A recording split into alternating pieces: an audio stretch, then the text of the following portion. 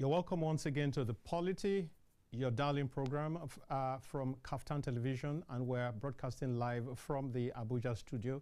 My name is Dayo Omogun. I'm very excited to be here, and I do hope that you are there, because it's only with you that the program is complete, and I have an assurance that you're there. It's good to have you. And today we will be talking about what's been happening, what's been trending online, about the differences, the tension between Nigerians and Ghanaians right there in Ghana that led to, over the last 1 or 2 weeks or a few weeks, to people in Ghana, Ghanaians, clamoring for a repatriation of Nigerians. And so today we're trying to look at what is the latest, what's the feeling, how is it right now? I mean, how tense is the tension? How are things calming down? Is this official, or is this just the people, the ordinary people of Ghana, or is this also being promoted in government circles, and so on and so forth? These are some of the things we will be talking about. And to make this happen, to give you a rich flavor to it, to bring depth, to bring actuality, we are bringing in a Ghanaian journalist by the name Isa Jesus Ali. And he is joining us via Zoom. And if he's there, I'd like him to just respond with it. All right, so we will be bringing him on in a few minutes time. His name is Isa, and very strangely in most places, Jesus Ali. Well, so we probably will just concentrate on Isa Ali, and he's a Ghanaian journalist who has lived in Nigeria for quite some time, and also based in Ghana right now. He'll give us a feel of things so that we can have a proper handle, a proper feel, a proper pulse of what exactly is happening. And so I would like to check if he's already online. Ali, if you're there, just say hi. Okay, all right. So hopefully shortly he will get back, get connected. In the meantime, let's talk about xenophobia. Let's talk about we've experienced xenophobia, particularly in South Africa. Nigerians seem to have been, attacked almost for no reason, almost for succeeding where others probably have failed, and all that and all that. And I'm being joined now by Ali, Isa Ali, and I do hope you can hear me. If you can hear me, let's have your hello. Hello, sir. Can you hear me? All right. So you're welcome to the show. That's my guest via Zoom. Very shortly also, I should have an in-house guest. But in the meantime, let's go with Isa Ali, who is a Ghanaian journalist. And I'm sure that millions from around the world are preening their ears to hear you speak concerning this matter. Let me say welcome to The Polity, Ali. My name is Dayo Omogun. Yeah, my name is Isa Ali. Thank you so much. But the name Jesus in Ghana is in Muslim. When you are called, if your name is Isa, Christian, that's your name is Jesus. So in Ghana, when your name is Isa, they used to call you Jesus. So that's the reason why they call me Jesus. But my real name is Isa Ali. Oh, okay. Can you take that last? You are Isa Ali, but the general people, yeah? Yeah, my real name is Isa Ali. But great. People call me Jesus because of the name Isa. In Muslim, Jesus means Isa. All right.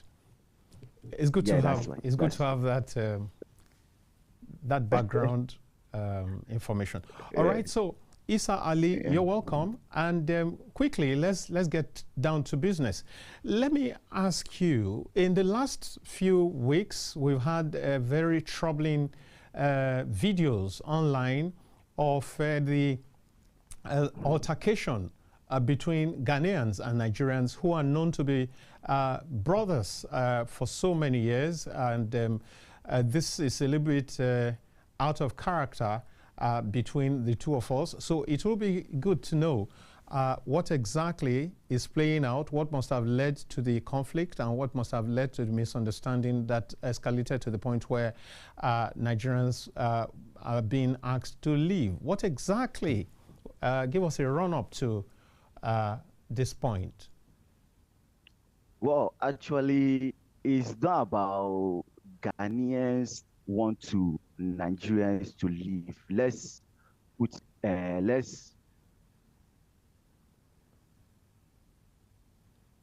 Wow.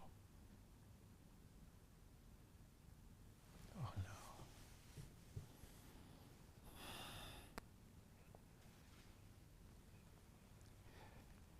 Right, so hello, can you hear me, sir?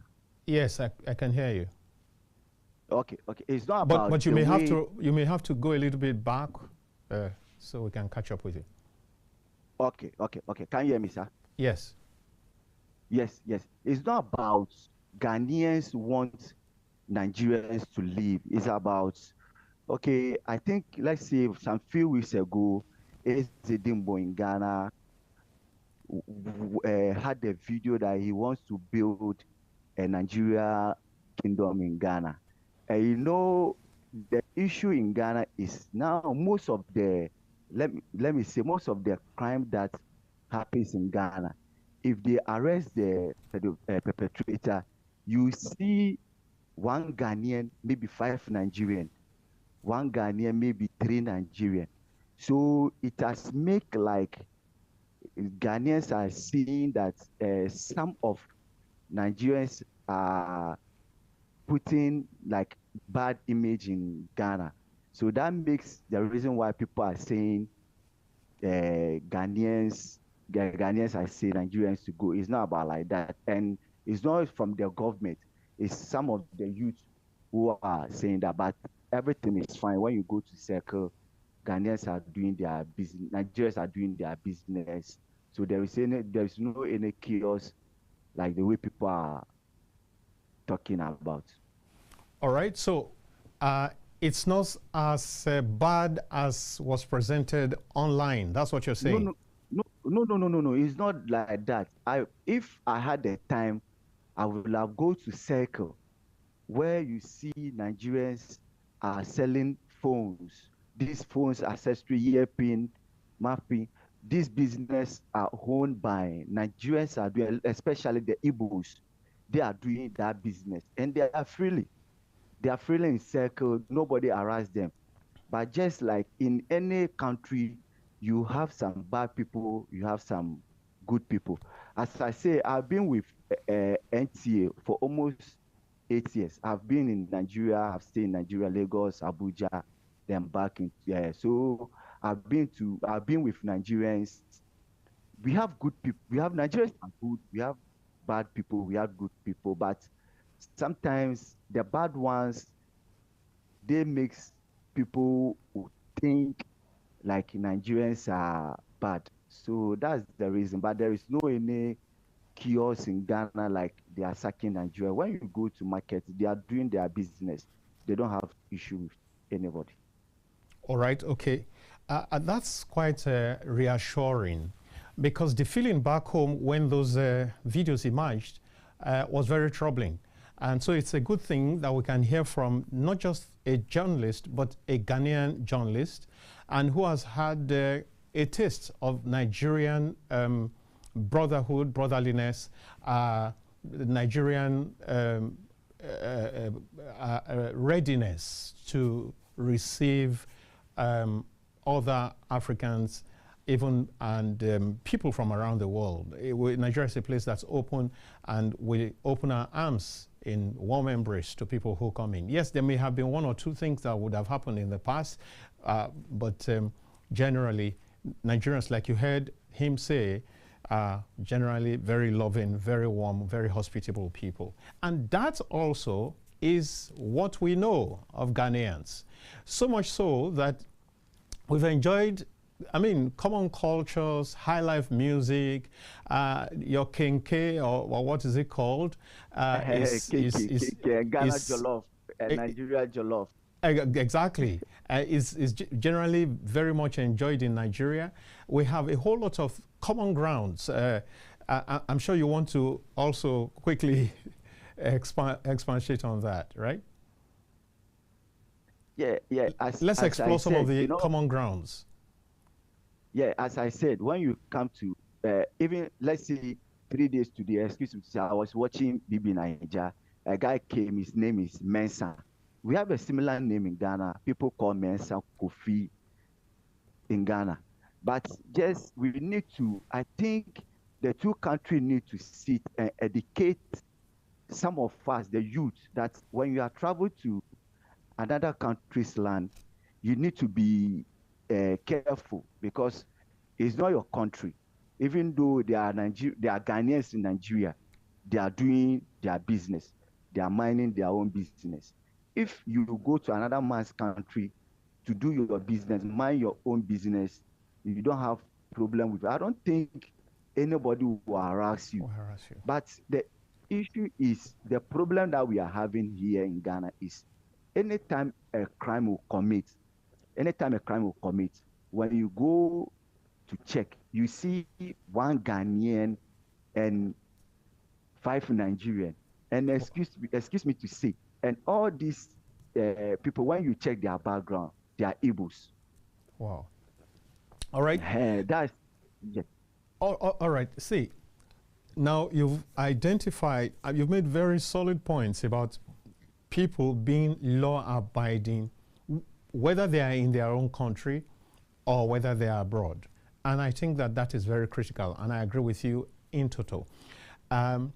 Like I say, in private discussions and certain occasions, it's important to understand that what happens, what is permissible in your family may not be permissible in another family. Just like it is across nations. There are nations, for example, that have legalized the use of marijuana, whereas in some other places, it could attract maybe death penalty, it could attract long years in prison and all that. So you must understand what is acceptable in the land that you dwell in. And that's a very solid point. Now, you've talked about crimes, that it's looking as if the preponderance of crimes are being committed by Nigerians to so much of a ratio of like 5 to 1. And can we truly say this is true? Because we have seen reports where they say most of the prostitution, ritual killings, kidnappings, and all such like are being perpetrated mostly by Nigerians. And you just even zeroed in to a particular tribe. Let's have it. Let's have it. Yeah. Let me emphasize on the one maybe I've seen or I've heard about the ritual. Well, I can't say much about that. But for crime and prostitution, most of the prostitution, when you go across on the streets of Accra, excuse me to say my language, you say most of them are Nigerian. I think most of them. I will not say there is not any national on it. There you see a Ghanaian, you see maybe different countries, but most of it, when you check, most of them are from Nigeria. I think, yeah, that's why it's, yeah, sure. Wow. Now, let's dig a little bit further into some of these things. First of all, is prostitution illegal in Ghana? No. It's not illegal. So, it's not illegal. Speaking particularly on prostitution, what do you think really would be the challenge? We can take them one after the other, but what do you think is really the issue here? Is it an issue of opportunities being taken over by countries of other nationals, particularly Nigerians? Do you think that's what's playing out, where probably the Ghanaian person involved in that trade is thinking, I would have had more clients if these troublesome Nigerians, quote unquote, were not in our country at the level in which they are? For that side, I can't say much because I'm not, excuse me, I'm not going on tutorial to go and look for someone. But what I can say is, be a while, they had the issue about trade issue in Ghana. But the trade issue is like when you go to our market cycle, Nigeria. If Nigeria is anywhere, there are where that people say Nigeria know they carry last. You people are too aggressive Okay. yes, making money. And when you come Is to it my really aggressive or hardworking, pushful, very enterprising? let me say you Nigerians are hardworking because I've been with Nigerian in my life before almost like 10 years, and I know how Nigerians they they don't like Nigeria know they carry lies. All Any right. Nigeria person want to be the first to grab any business. Mm. I think that's, and when you come to, and when you go to different countries, you don't see like the same attitude or the same energy. You understand? So at least one person will feel like you are taking over his His place, okay. opportunity. His Yes, his opportunity. place. Yeah, so we need to understand on that. But but there are Ghanaians that have traveled to Nigeria, to China, to America. So they will understand all this, but not all of us will understand. You get me? So we need to, I think, more education has to come. When someone is travel to a different country, I think the embassy have to do like something like community talk so that they will be educating people to know you are in different country, even though you want to make money or you want to make your business go. Nobody stop you to make business. Nobody stop you, but sometimes at least you need to know how to so that you not step on someone too. Yeah. Oh, thank you for that. So the issue really is that in some places, the Nigerian, the Nigerian is very resilient, very has the can-do spirit, and they set out on some of those journeys believing that they have to bring something back home. But of course, Back home, bottom sure. line is that they must observe the laws of the land. I think we agree, we must agree on that. And I do hope Yeah. that Nigerians who are watching can also relate with this. There's no country that's going to allow you to run foul of their law and you just get away with it. This should be a constant. And but you see, when this broke out, some people began to see it as emanating out of bitterness or based on history, based on some things that had transpired between Nigeria and Ghana before now. And I'm talking about 1983 when Ghanaians were asked to go. And for some Ghanaians, that pain, that injury has never really healed. So for some observers, it was being thought that, oh, this was going to be like a revenge mission or something. But from what you have said thus far, it doesn't quite sound like that. Do you want to weigh in on this? No. I don't think it's because of this Ghana must go, because most of the youth that are on social media today, TikTok, most of them were not born that time. I was not even born that time. So why are you, or what's feelings? It's about, I don't think it's this Ghana must go thing. I don't think it doesn't want what I'm, because most of the youth on TikTok, they are talking about Nigeria, excuse me to say, to go or not, or Ghana must go. Most of them were not born. So why are they having that feelings? Yeah, you understand. It's about I think most of things are the crime issue. All right. The crime is the problem. Yeah, the crime. Because when this issue was happening, people were talking Nigeria must go, Nigeria, blah blah blah. When you go to voter region, two Nigerians kill a taxi driver. Two Nigerians kill a taxi driver just to run away with the car when this thing was happening. So I think, sir, when you look all this, how will those people feel? You get me? So I think more education has to go, and then the youth have to know that we are in different country. We need to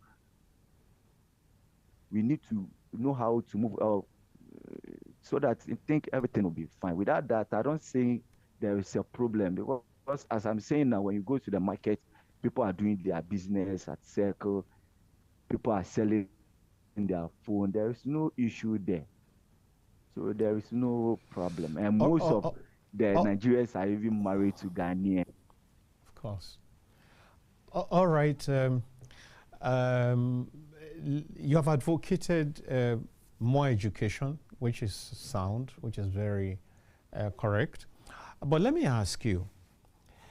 Yeah. Let me put the reason why I say more education.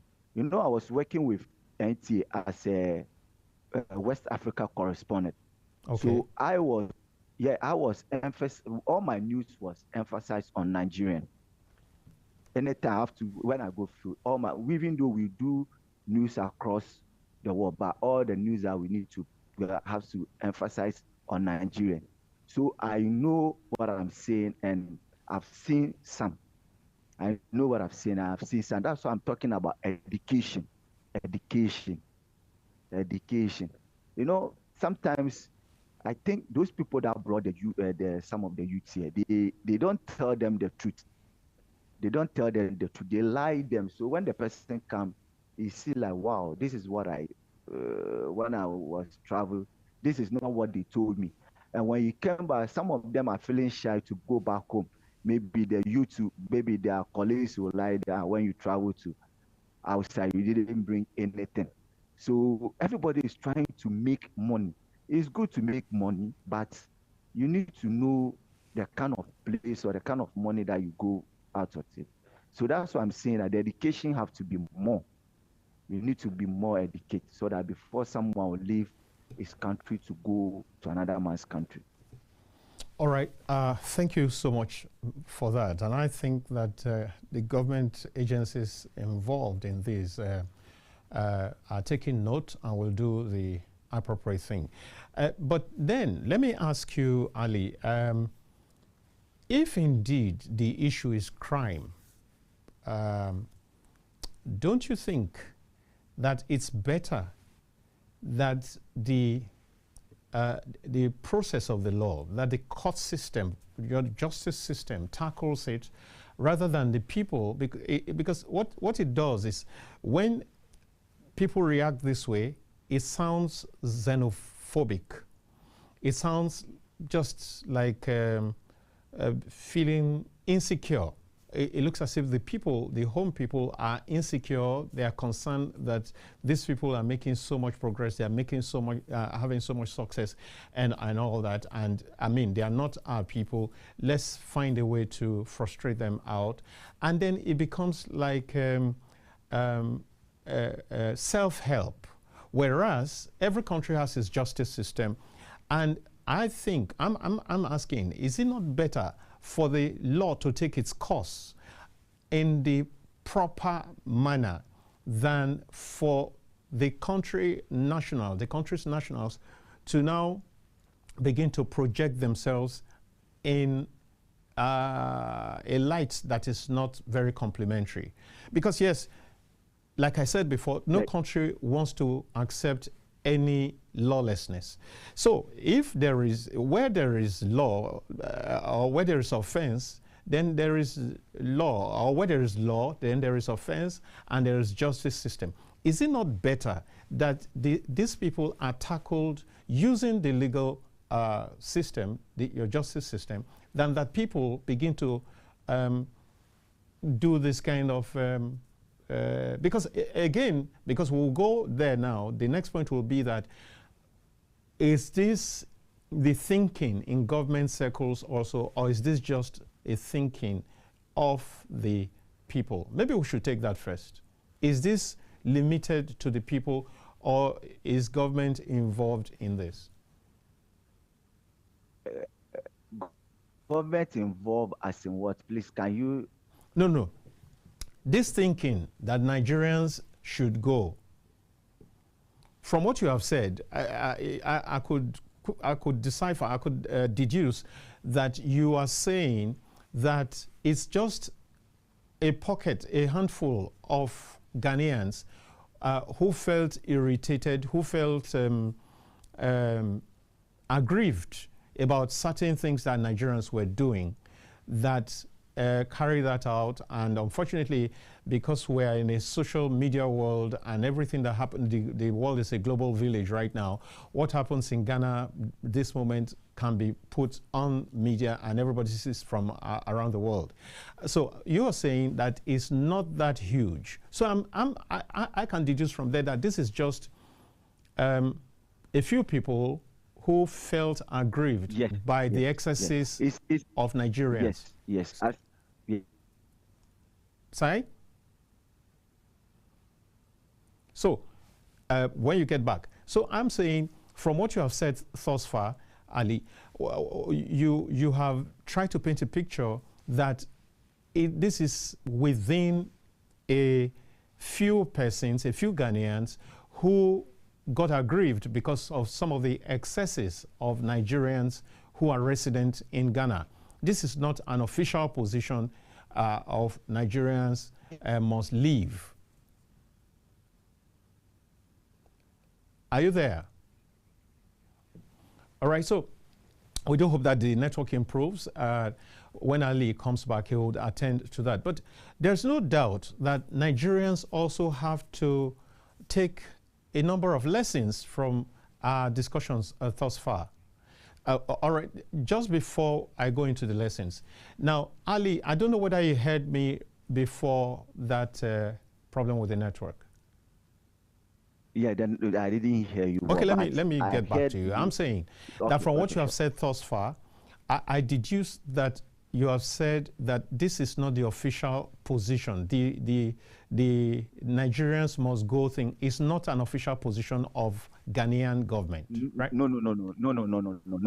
It's not about. It's not an official. Even the president spoke about it. I think if I get a video, I can even share with you later. It's not about government thing. It's just individual. Some of the youths that's on social media are doing all this thing, but it's not related anything about government. Thank you very much. Not anything about government. Now, I'm saying that if it is so, what it then means is that these issues of crime are issues that can be dealt with using your judicial system, your legal system, rather than resorting to a situation of self-help by the people who have been aggrieved, right?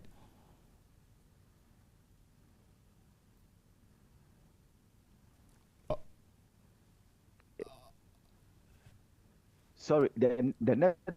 Yeah, the network is challenging. So I can't. Yeah, it's challenging. Sure. Sorry? I didn't hear you well. All right, I'll repeat that. I said from what you have said thus far, which you have agreed that this is not official. You have even said categorically this has nothing to do with government. It's just a few Ghanaians who felt aggrieved that posted this on social media. And because of the virality of it, that's why we felt tense, that it's not as bad as it seemed. Now, I'm saying that since you have put it down to crime, is it not possible and is it not better for the legal system of your country to deal with this in the legal way through the justice system and bring offenders to book in the appropriate manner? I mean, for all eyes to see that justice is done and is seen to be done, rather than a situation where it looks as if the people who are aggrieved begin to resort to self-help, which in the eyes of the world becomes like xenophobia. All right. Viewers, we're having some challenges with the network, but I'm sure that you're following, those of you who are watching. So I'm saying that, all right, Ali, did you get that? Yeah, I can hear you. Did you Yes, hear I me can before hear you. now? Yes, I heard about what you said, but what I'm trying to say is the legal system, even 3 days today, they arrested a Nigeria who want to acquire a Ghana passport. Just 3 days today, and they sentenced like 7 months or 8 months. I'm not that sure, but I'll check my archives and then send it to you. But I think the government, they are doing their own to, it's not that easy if somebody commits a crime just to put him, but you need to take him to court and a lot of things. So they are doing their best on that.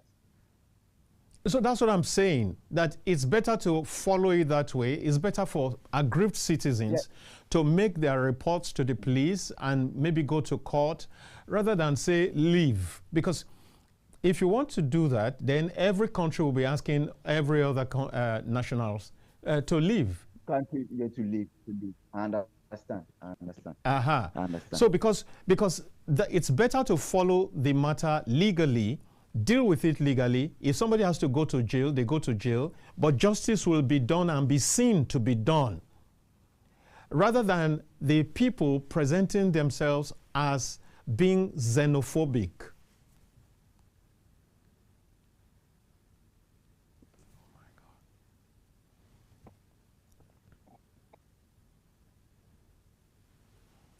All right?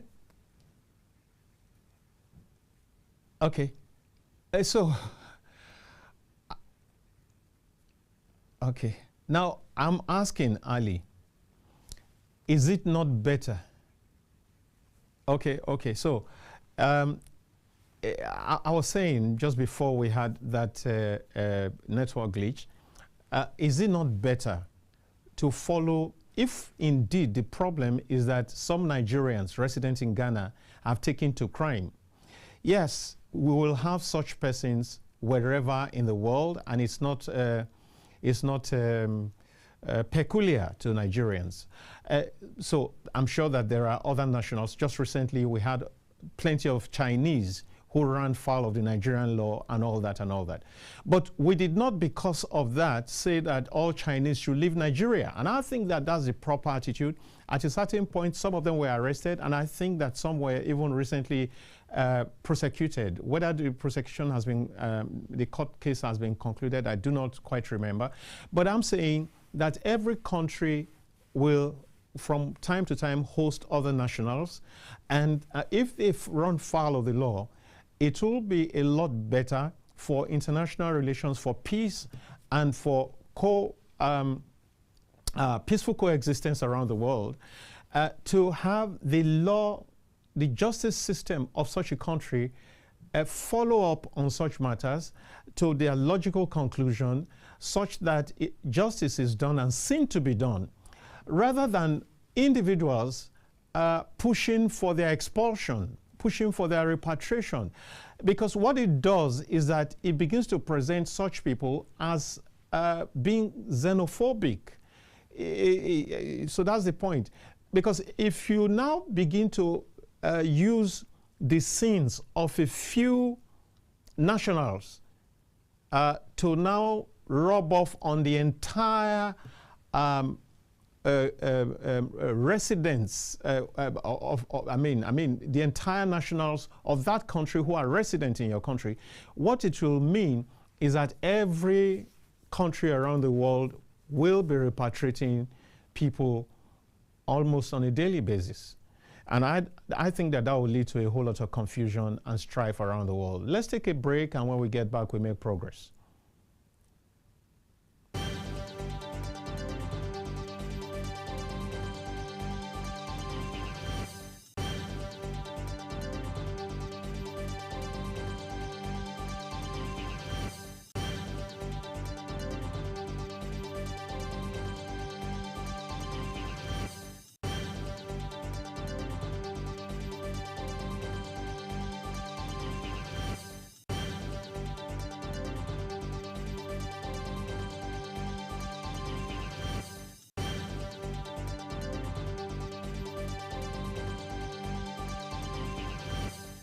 My name is Xenophobia, the Black comedian of the Federal Republic. I tell you, when it comes to the best of entertainment, the best of news, the best of information, something that is educative, you're right here at the best place to see that. It's Captain TV. Do you know what? Increase the volume. Keep watching.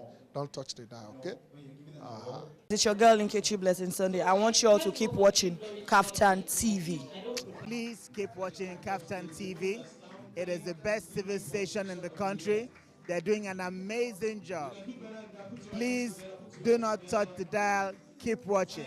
Thank you. My name is Xenophobia, the Black comedian of the Federal Republic. I tell you, when it comes to the best of entertainment, the best of news, the best of information, something that is educative, you're right here at the best place to see that. It's Captain TV. Do you know what? Increase the volume. Keep watching. Don't touch the dial, okay? It's your girl Nkechi Blessing Sunday. I want you all to keep watching Captain TV. Please keep watching Captain TV. It is the best TV station in the country. They're doing an amazing job. Please do not touch the dial. Keep watching. Thank you. My name is Xenophobia, the Black comedian of the Federal Republic. I tell you, when it comes to the best of entertainment, the best of news, the best of information, something that is educative, you're right here at the best place to see that. It's Captain TV. Do you know what? Increase the volume. Keep watching. Don't touch the dial, okay? It's your girl Nkechi Blessing Sunday. I want you all to keep watching Captain TV. Please keep watching Captain TV. It is the best TV station in the country. They're doing an amazing job. Please do not touch the dial. Keep watching. Thank you. My name is Xenophobia, the Black comedian of the Federal Republic. I tell you, when it comes to the best of entertainment, the best of news, the best of information, something that is educative, you're right here at the best place to see that. It's Captain TV. Do you know what? Increase the volume. Keep watching. Don't touch the dial, okay? It's your girl Nkechi Blessing Sunday. I want you all to keep watching Captain TV.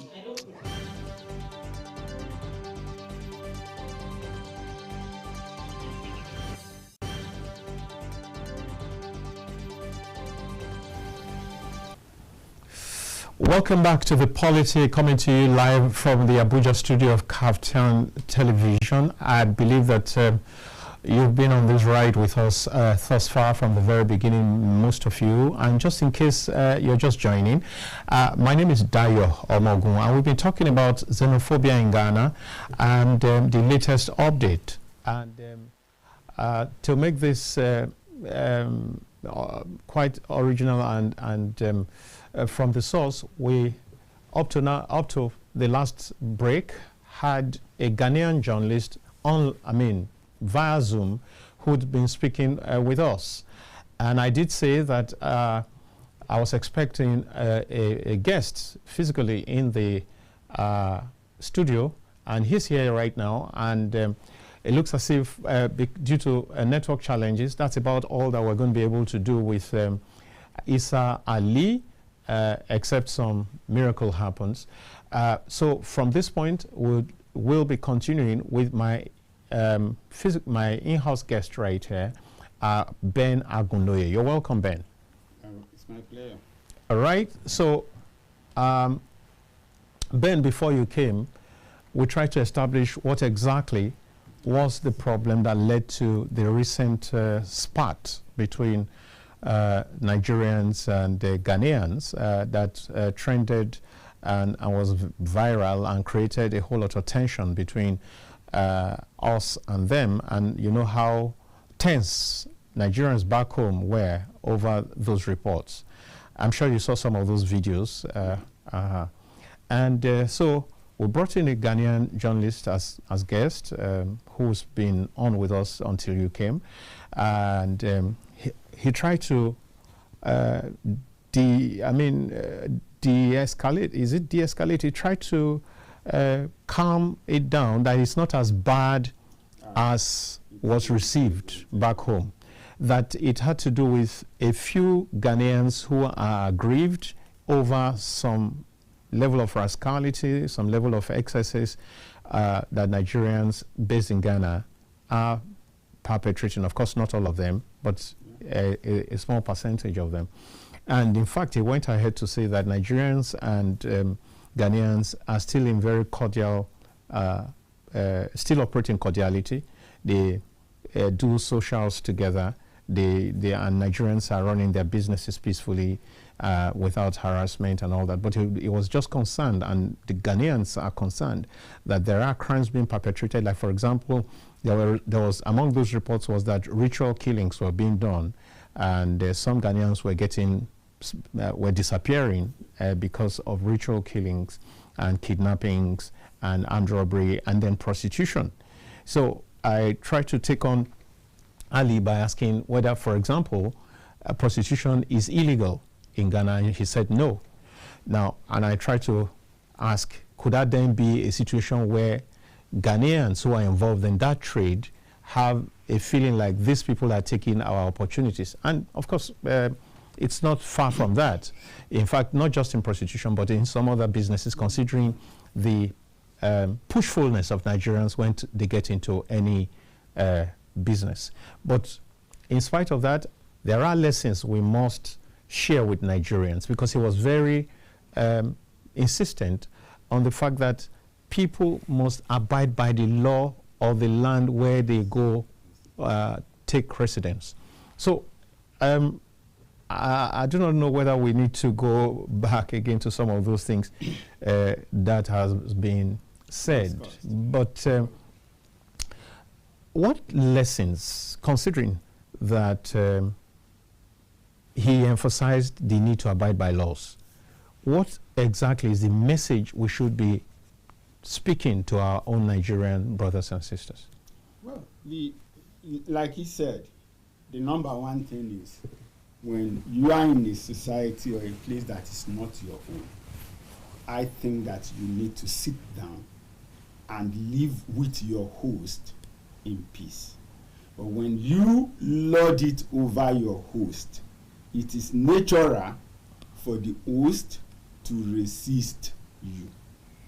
And so if we are beginning to get those kind of resistance, when, of course, the Fulanis did whatever they did in Ghana, also we know 2-3 years back, there were some form of resistance in Ghana to say that, look, if we see your cow anywhere, we'll shoot it down. And some of them went as ahead as being derogatory, as say this is not Nigeria. So naturally, when... But since this is not Nigeria, you can't behave like this here. You can't behave like this here. We'll kill your cows, this and that. But like we're saying, when you are in Africa, we have indigens. And we need to understand that apart possibly from the US, virtually every other nation of the world has some measure of respect for who is an indigene, different from who is a citizen.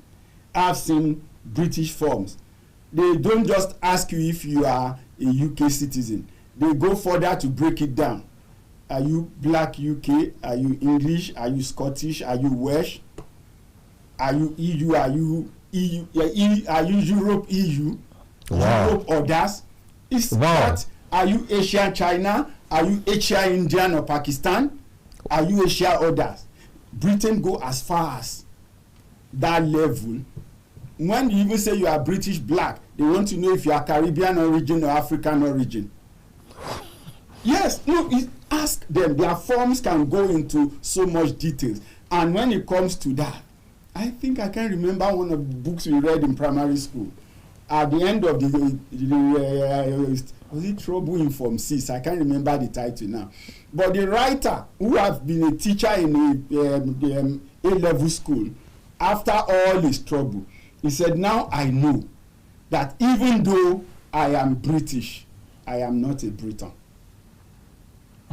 That was the conclusion in that book. And so even though at that time I had never interacted with British people or know where Britain was located, I understood clearly that there is a difference between being British and being a Briton. A British means you are a citizen, or you have been recognized, so to say. But a Briton means you are an indigene. So in every environment, there are indigenes. It's just like you saw it here also not too long ago, a bill came up in the National Assembly asking that if you have lived 10 years in the place, you should become an indigene. I don't think that those things are fair on the indigenous people of those environments. Because all you are saying, you can just come, stay for 10 years. You are already a citizen of the nation, and you should get rights and privileges that belongs to citizens. But to extend it to becoming indigent wouldn't be fair. Right. When you check our history, at independence, Western Cameroon used to be here. What were the reasons they gave for leaving? They said, look, you have put us in a region where we are over-dominated, and we cannot continue to tolerate some people coming into our land to dominate us. So to a large extent, therefore, you will see that the fear of domination was part of the reason why they chose to leave. So you don't come to somebody's land. It doesn't matter how much you know and how much capacity you have. You should not be seen to want to dominate him in his land and expect him not to revolt. And I think that is what we are seeing. You think that's the issue? That's the issue. No, let's go a little bit back. Nigeria and Ghana have come a long way, sharing some common cultures, music, high life, sharing some common cuisine, and all that. And but where we have had this series of attacks mostly has been South Africa in recent history. Now, so are you saying that indeed some of these responses by those host countries are justified? Well, resistance, right, and rejecting to be opposed in your land, I think is justified. But the extent to which you now go, killing or destroying people's property is not justified in any way. For me, you cannot justify arson. You cannot justify murder. You cannot justify killing people, as far as I'm concerned. But you have the right to say, look, you cannot come and dominate me in my own land. And then, at that point, you should be talking to your government to say that, look, put a limit to what these people are doing. If the government then fail, and there is breakdown of law and order, the government at that point should be held responsible. Because that takes me to that question I was asking Ali before we had these issues of the network challenge, the epilepsy of the network. Now, I was saying that is it not better for the country to take up such matters legally and ensure that justice is done and seen to be done, than have a situation where people begin to resort to self-help and then present themselves as xenophobic? Yeah, that's why I'm saying when you say, okay, the xenophobia is, of course, it's not actually that these people hate foreign things. If Ghanaians hate foreigners, right, Nigerians should not be in their nursing schools. In their nursing schools in Ghana, we have more Nigerians than Ghanaians. Yeah, right. In their private in some of their private universities, that's correct, yes. So those things, therefore, they do not, in my opinion, hate Nigeria as a people. Right. But there seems to be reacting to that some tendency excesses, of some Nigerians being excessive in trying to dominate them in their own land. I'm sure you know that even within Nigeria, you have markets in Lagos where certain tribes are the only people who can vow, who can aspire to be the market committee people. Would that not be a function of? Would that not be a function of democracy? For example, is it possible? For example, no, you just said no. Wait there. You just said that if a people in their own domain should not be, other people should not come and override them. Lord it over them. Now, if you have a market where a certain group of people dominate, I mean, that is, they outnumber others. Yes. Do you expect that it is people of the very insignificant minority that should lead such a group. No, we are talking about the constitution saying only people from certain 5 states can contest. The constitution of such a market? Of such a market says, of the association says, only people from this number of states can contest. Even among those states, there are percentages allocated. You have this on good authority? So if you are not from within those 5 states, you cannot aspire to contest in that section of the market in that particular association. But that market is located in Lagos. All right, okay. And those 5 states are outside the South. Lagos, yeah. I've not been to the market in Kaduna, but a friend who is also a journalist told me that, look, one of the reasons he didn't want to live in Kaduna is where they have their house. There is a market that is close by, and people from a section of the country runs that market. That's if they do not permit you, you cannot have a shop. And whatever, the only what you are allowed to sell is what you will sell. And that she, being from Kaduna, cannot imagine that that is happening at their doorstep. And so there is no way she will enter the market and will not fight. And that's why just to avoid all that all the time. That's so to avoid all that, he stays in Abuja, and even when he needs to get to Kaduna, he makes sure that he stays away entirely from that section of the town. All right. Where it is non-indigenous who decides who can have a shop and who cannot have. So those domineering tendencies are what will always provoke to check. Will always provoke the kind of. You are free to be enterprising. You are free to do your things and do it the way it should be done. Because you see, I was going to ask you until this last explanation. I was going to ask you what exactly is your definition of domination. But okay, I think we stay with what you have just said. Basically, you don't lord it over the people. Yes, you have come. You are a visitor. But you are accepted. Like one, you are accepted. So live with the people. Integrate with their culture as much as you can. But don't try to upstage them. But when you now think you are smart and you want to upstage them, it will always bring a reaction. And when it brings that reaction, of course, you have more things to lose than the indigents. Because when the ships are finally down, the authority and the government will not drive away the indigents for you. It is you who have invested your resources in the foreign land, in a land that is not your own, that will eventually have to bear the brunt. And it's not just in Ghana. In several places we go to, you see people talk about Nigeria.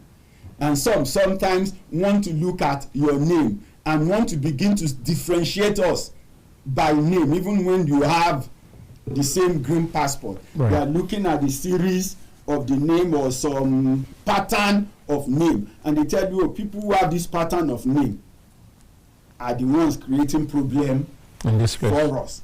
But for those who have not gone to that level of maybe differentiating, a Nigerian is a Nigerian, and they will react as such. I've lived somewhere where somebody said, no, you cannot say that you are a Nigerian. I said, would my passport lie? This is my birth certificate. And it was like, everybody you talk to say, no. I said, perhaps you have interacted with the wrong people. There are a lot of good people from the Nigerian nation who will come into your land and respect your rules and regulation. Right. A lot of us are law-abiding. Exactly. That's so. Just like we have people who can be outlaws on our side, you also have people who are outlaws on your side. I did remember 7-8 years back, some people were saying, why is EDC disturbing them? Well, what do you call them? Not EDC now, AMAC, environmental, disturbing them from putting their wares anywhere they like. That in Ghana, once it's 4 o'clock, they put their tents, they put their shop, and nobody disturbs them. And those are Nigerians saying that. That's so why is it that they can do it in Ghana and nobody, and they are not being without interference, without interference, but we can't do that in Nigeria. I went to one state in the south, a particular town, and then you realize that there is supposed to be a walkway. Now, between where the market shops are and the walkway, there is a drainage. But in a particular part of one of the major roads, they have extended tents from the shops into the road, covering both the drainage and the walkway. And everybody you will find in that section of that market speak a language that is different from Urobo, which is the local language there. So they had come from the same path. They have decided to break down the law. Perhaps sometimes they have some support of maybe security people who are their enclaves. Some will even go to the extent of telling you that sometimes they influence the authorities to ensure that when an area commander or a DPO is posted, is somebody that who speak their language or somebody or that is agreeable to them, who can tolerate their behaviors. All right, okay. So even if you aggravate and you go to the police, you are likely not going to get any justice. All right, but still, I think that we need to emphasize that whatever it is, they even say that the law is an ass.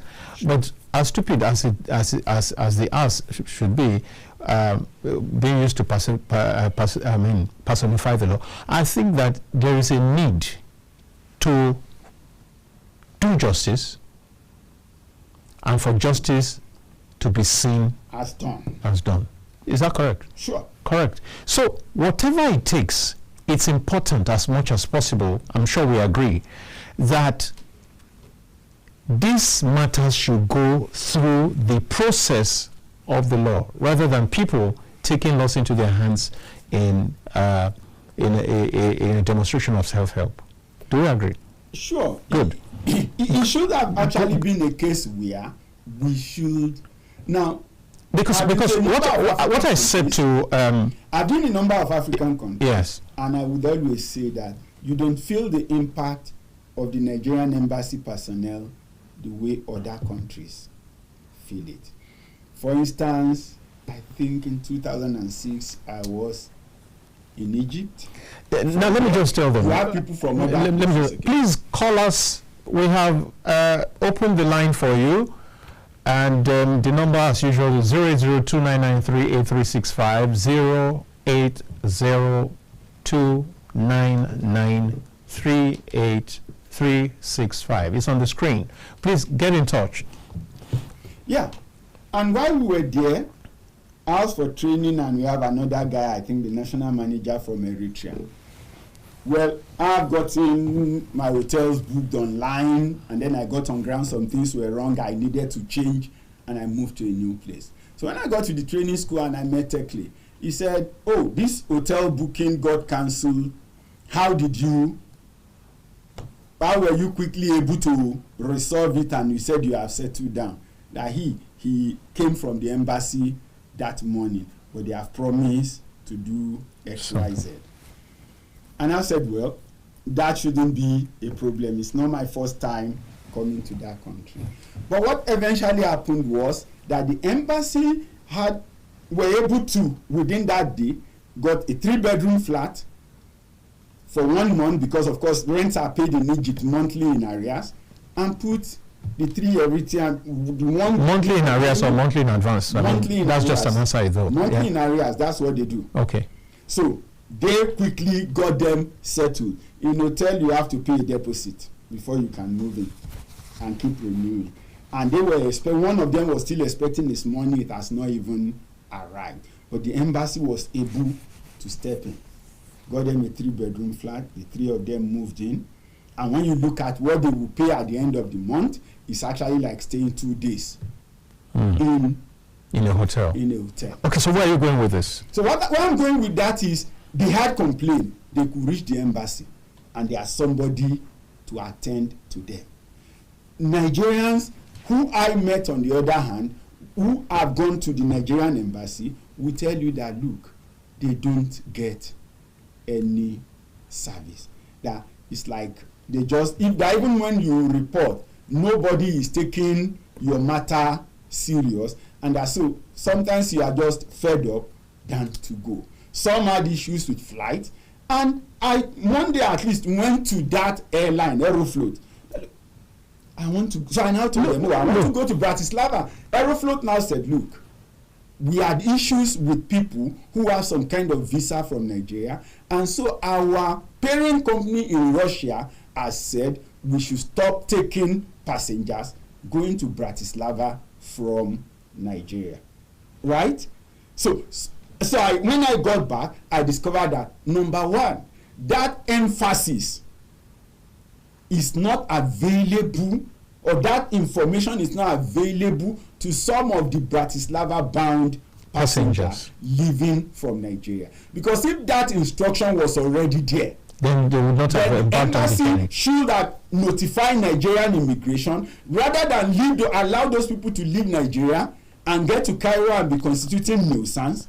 They would have been duly advised from here. Yeah, but let's come back here. Yeah. I'm saying that when Nigerians have such issues, Nigerians are fingered to have committed crimes in some other domains. Yeah. I'm saying, is it not better to pursue it legally to a logical legal conclusion than to have a situation where the people take the laws into their hands and then present themselves to the world as being xenophobic?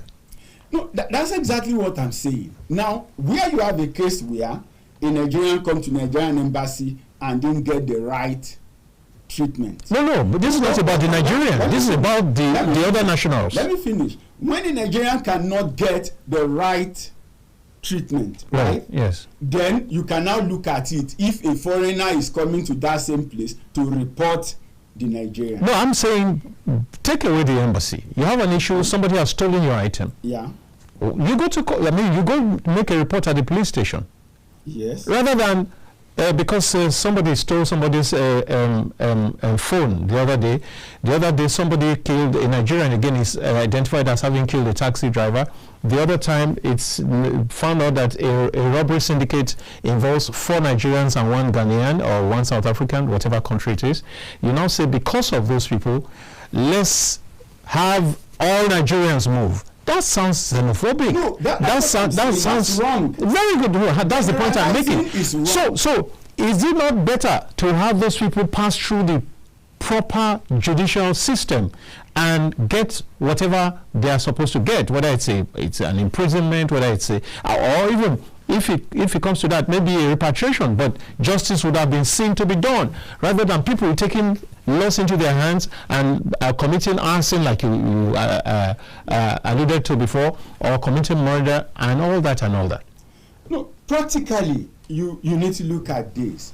In a lot of environments, the law or the legal framework is weak. Let me take this call. Sound point. Yeah, let me take this call. Oops.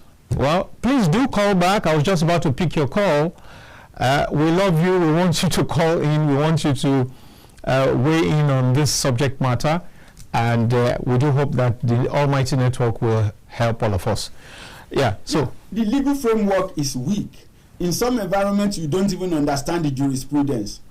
And so people easily get frustrated because they think they cannot they may not get it. Or they don't know how to get justice. Get about it. Or they think that the process being put in place to get the justice will be too slow.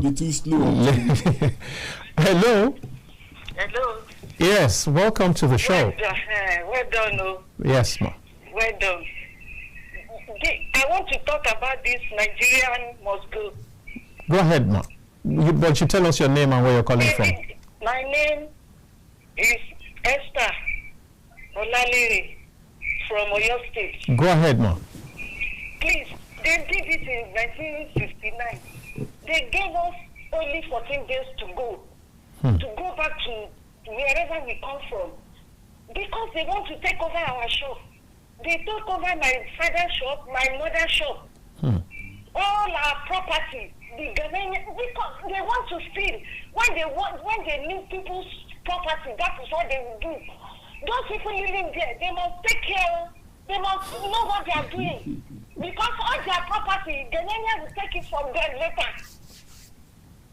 All right. They will take it from them. When they need people's property, that is what they will say. Go back to your country. Give 14 days to pack. Just 14 days. That time I was in Form 2. All right. Where exactly did you people live in Ghana at the time? Where exactly? Kumasi. That's the capital. No, Accra is the capital. Okay. I was born in Kumasi. All right. Tell the people there they should take time. All their property, they might be taking from them. All right. Now, my father's house, they took it from them. All our shop, the two shop, my mother's shop, my father's shop, they took it from them. We didn't see anything. We just come like that. Madam, I feel your loss, your pain. Thank you for calling in, and incidentally, you are the very first caller today. Thank you so much. Now, because of this, if you will call this number later, being the very first caller on this show, you'll get 1,000 naira recharge card. What network is it? You send a message to this phone. Put your name, the phone number, the network that you want. But let me tell you, just before you go, or you can stay watching if you don't have so much airtime. It's important to know that this same thing you are saying is what Ghanaians who were sent out of Nigeria in 1983, that culminated in the Ghana must go whatever, that's what they will also say of Nigerians. Because no, they lost so much. Some of them also lost a whole lot. They had thriving businesses already that they lost, and so on. All right, Madam Olalere, and President Shagari at the time also gave them very short notice and asked that if they do not leave, they should be arrested. So these are, as much as possible, we must be balance in our analysis and our takes. Yeah, I feel she's talking from a place of pain, of course, and of loss. And of looking at, okay, what happened. Exactly. But we also know that the scenario at that time compared to the now is a little is different. Is the scenario at the time was the economy was run down, which is also what happened under the Shagari regime. The economy was bad. It was looking as if so more like in our case, it wasn't a direct retaliation. What we were saying at the time was illegal alien. Exactly. It wasn't just for everybody. So it wasn't just for everybody. It was illegal alien. And it was even all illegal immigrants, just that Ghanaians were in the majority. Let me take this. Hello? Hello? Yeah? Good morning, presenter. You're welcome. Good morning, good afternoon, good evening. Good afternoon. How are you? Fine, thank you. Well, I am calling you from Cross River State. Go ahead. Your name? Okay, my name is Ike Dudu. Ike? Dudu. Oh, you must be a son of the Dudu family. Are you a brother to S.O. Dudu? Yes, I'm brother to S.O. Go ahead quickly. Thank you for calling. Yeah? Yes, I'm a brother to S.O. Dudu. Thank you. Please, the issue there is that I would like to plead with the Ghanaian president that he should give at least some months so that they will prepare on how to arrange their things and come back to Nigeria. All right. Because instead of giving a short time, that's definitely that what the first caller says, they are having that intention of looting their property. So it should extend No, I think I should just stop you here, Dudu, because government is not involved at all. Government is not saying that. That's the whole point of this session today, to know exactly what the extent of the problem is, whether it has become an official stand or not. And clearly, the Ghanaian journalist that we first of all spoke with on this same show, on this same program, did say clearly that this is not the stand of government. It's just a few Ghanaians who are aggrieved, who had some bad relationships with Nigerians, who made that video and sent. It's not a national problem. It's not a problem. The government is not saying they should leave at all. It's a few people. Yes. So, thank you very much. So, the case of looting or no looting, I don't think arises in this matter. Yeah. Well, in the videos you could see some damages. So what I was saying was simple. Frustration of the reaction of the law and the system can actually lead people to take laws into their hands.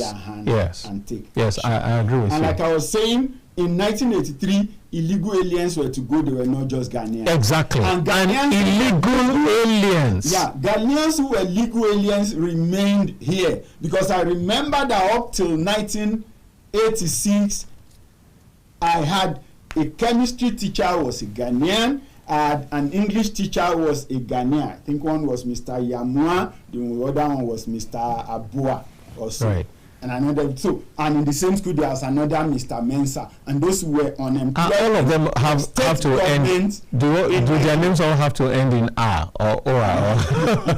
So you have about 3 of them at the time, at least in that singular school, and there were some of them in other places. And I knew some of them, even when the state government now said they rationalized them, some of them went ahead to build thriving coaching centers that became secondary schools today in Ondo State that are doing well and are competing. So it was illegal aliens. Illegal aliens, exactly. It's important to make that distinction. And it was not just Ghanaians. It's just that they were higher in number than any other person. Yes. And that's why I will not look at what is happening in Ghana actually as xenophobia. And I will explain that. Because in this case, it's just an issue with them and some section of Nigerians, not all Nigerians. Not all when Nigerians. You get to the case in South Africa, no, but like you did try to allude. Sometimes, or is not. There's a way by which, if there is an attack, the attack will not begin to try to sort out, this is the it could come against every Nigerian. Africa, it was not. No, what I'm saying is in Ghana is just between them and Nigeria, not all foreigners. Okay, that's correct. That's correct. That's correct. In South Africa, Zimbabwe, Tanzania. That's correct. And it is Nigerians who are breaking the law. That they were targeting at that point, but it can extend to any other person. Yes. But basically, we will not give Ghana the toga of xenophobia country at this moment. At this point. That's exactly what you're saying. Because it's been more of a nation to nation. At some point in the past, over football, they've had retaliations with Cote d'Ivoire, their neighbor. I think it was Ashanti Kotonko and ASEC Mimosa. The two clubs have played and something went wrong, and the two fans were going across the border to attack themselves. To fight themselves. It wasn't the nation versus nation. It was, so you won't call that also xenophobia. It was just a sectional issue. That's what is ongoing at the moment also, if we want to place it at that. Right. So quickly, and I think it bears emphasizing that this is not the same case with what happened in did she say 50? No, is it 59? 79, then 83. No, she said 79. Is it 79 or 59? 79. Was it 79? Yes. Okay, so it's not what happened in 79 or 83. This is different.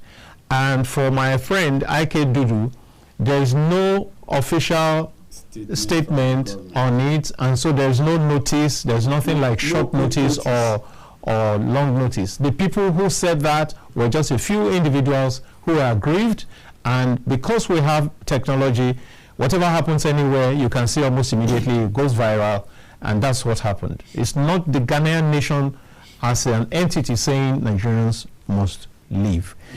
And there is that tendency also to note that people can decide to externalize an internal matter. Because until proper investigation is done, it might just be an event that is between a section of the people within a section of the town, that even other parts of the town is not aware that anything had gone wrong. And then we are seeing it on the international scene because people have access to social media. Because people have access to social media, and so they just think, oh, let's make noise, let's externalize it, let's show them that they are oppressing us. Because again, it has happened only on one street. I don't think it's something that happened in more than one town in Ghana. Even if it happened, it's not something that is it's not universal. It's not widespread. And it's not as if it's an everyday thing. Some people just happened once, aggrieved and felt that this can be put on. It's like what happens in families. Some families have issues and they put it on social media.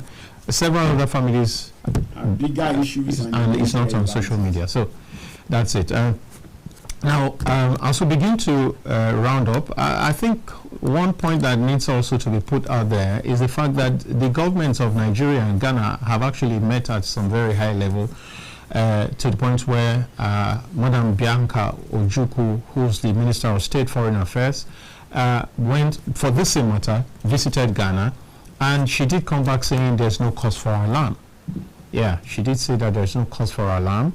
But we must also take that message from Isa Ali, who says that there's a need for a lot of education. And you have honed in on it, that I think this is actually for Nigeria, that Nigerians, I don't know whether I should get to the point of national orientation, that Nigerians should be told that, look, like I say, even at home, I say, see, the things that are acceptable in the next family may not be acceptable here. The things that we accept here may not be acceptable in the next family. Where I come from, they say that families are like towns. Yes. That is to say, there are rules guiding each family. So what's acceptable here may not be acceptable there. I cited, even in the beginning of this conversation, I cited the fact that marijuana is legal in some places around the world. Yes. Yet in some other places it could get you a death penalty, it could get you imprisonment and all that. It in the US. And some other states. If you are traveling across 5 states, you have to be sure that the 5 states accept it. Otherwise, I see friends on Facebook asking questions that I'm going to pass through XYZ state. This item, are they accepted? People will tell, except you are going by air. Your final destination would accept, your starting point will accept, but these 2 states on the way, if you're going by road, in prison. Wow. You will serve this jail term. That's within a country. That's within the state. So you can now imagine different countries. So I think that point needs to be emphasized to Nigerians. Even if there are things we accept here, the moment you cross to another state, you must familiarize with whatever their laws are. Of course. You must apprise yourself of whatever is acceptable or whatever is unacceptable. I think in the Southwest, you see, this is the standard in our house. When we get to other places, it is a taboo. It might be an anathema. So we need to take cognizance of this. We need to really take cognizance of this. Is there a caller out there who wants to call? I might be able to manage one call just before we go. And but it's important that people know that there is no cause for alarm. It's not as bad as those videos portrayed. Yes, it's not as bad as just videos portrayed. Like Isa Ali said, and I must thank him very much for coming on the show. He said, as we speak, Nigerians still have cordial relations with Ghanaians right there in Ghana, sure. And that Nigerians are running their businesses without let or hindrance in so many areas within Ghana. The people who sell phones, phone accessories are still doing their business. It's just that they are not comfortable with a few Nigerians who are breaking the law, and that they feel that some of the crimes are being introduced or being masterminded by Nigerians. The guy said, for example, you have a robbery group or a crime group, and you find maybe 1 Ghanaian and 4 Nigerians. Of course, when such happens, you can begin to make such inferences. Or ritual killings. There are crimes that are kind of characteristic of various jurisdictions around the world. There are drug countries, for example. So, and there are terrorist, quote-unquote, nations. So, when you mention ritual killings, I think that we need to repent so that some of these tags do not get permanently fastened on us. Remember that Ghanaians consume a lot of Nollywood content. And so there are things that they see as promoted exactly that they now see as the basis for defining us, the Nigerian people. Wow. Wow. So to a large extent, therefore, we need to be sure that at least whether at home or wherever we find ourselves, I think we need to put good behaviors and good characters. That's better than skill. That's better because all we want to sell sometimes is just the skill. I have the raw skill, I'm enterprising, I'm this, I'm that. But people are also washing out. When you have good character, when you have good behavior, people find you reliable, and then they can engage with you, and they even give you more than you should get as because of the trust. Yeah. Because you have built trust. Yeah. But when you come and you keep playing tricks and you do everything to outsmart them, because they are indigents, at some point they will decide to revolt. And when they revolt, even though their revolt may not be justifiable, or may not be maybe far bigger than whatever has been overreaching, yes, and it may not be justifiable, but the damage would have been done. I think this is where we're going to put a hold to the program. Ben, thank you. It's a delight to have you all the time. Thank you so very much. Isa Jesus Ali, I hope you are watching, and I must say a big thank you to you.